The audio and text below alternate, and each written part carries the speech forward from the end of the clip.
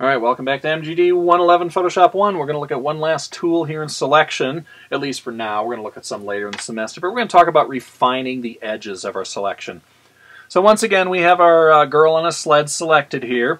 Now, it'd be nice if we could do a few things to maybe smooth out some of these lines and maybe enhance it just a bit.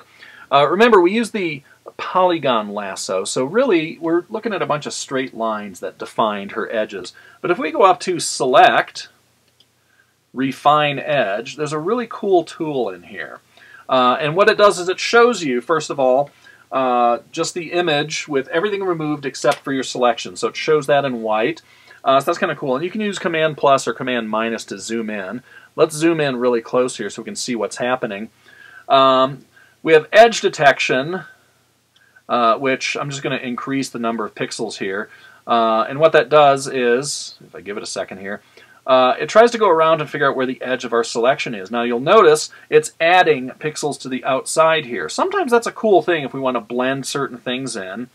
But I don't use that particular function very much. The best tool that we have here is the Smooth tool. If I just increase the Smooth, you'll notice it sort of blurs my edges and gets rid of those straight lines just a bit. Now the question is, I went from 0 to 11. 11 watts? 11 and smoothening units. It's a relative thing. We're not measuring pixels, we're not measuring percentages. It's just, if this is 0 and this is 5, then this is 23. Usually you don't want to go too crazy with it, but if you just smooth it by 1 or 2, you'll see that it really just kind of makes it a little more lifelike and gets rid of those straight lines that we use to create the shape. That's the most important tool we have here. Feather, what that does is it creates a fade between the line here that we had defined, and it feathers out this way and includes a little bit of the background. It feathers in and sort of fades this edge. That's an okay thing. I don't find it very realistic most of the time, so I don't mess with that.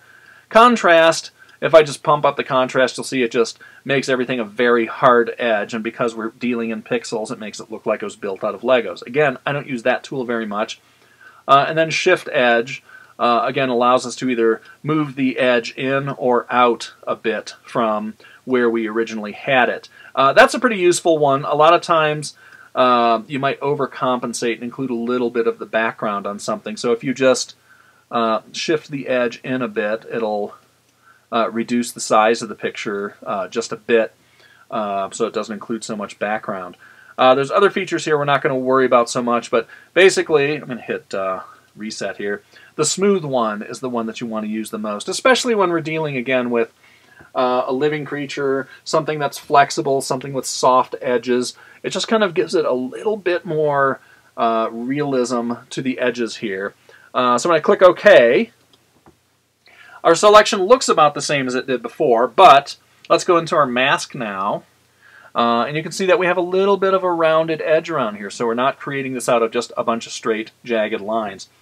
When I need to select an odd-shaped thing like this, that's the process I use. I use the polygon lasso, and then I use the smoothing feature in the Refine Edges palette. Using those two things together, you can create a pretty realistic outline of something. So those are some basic selection tools. Again, we've got some more complicated ones we're going to use later on this semester, but that should get you started.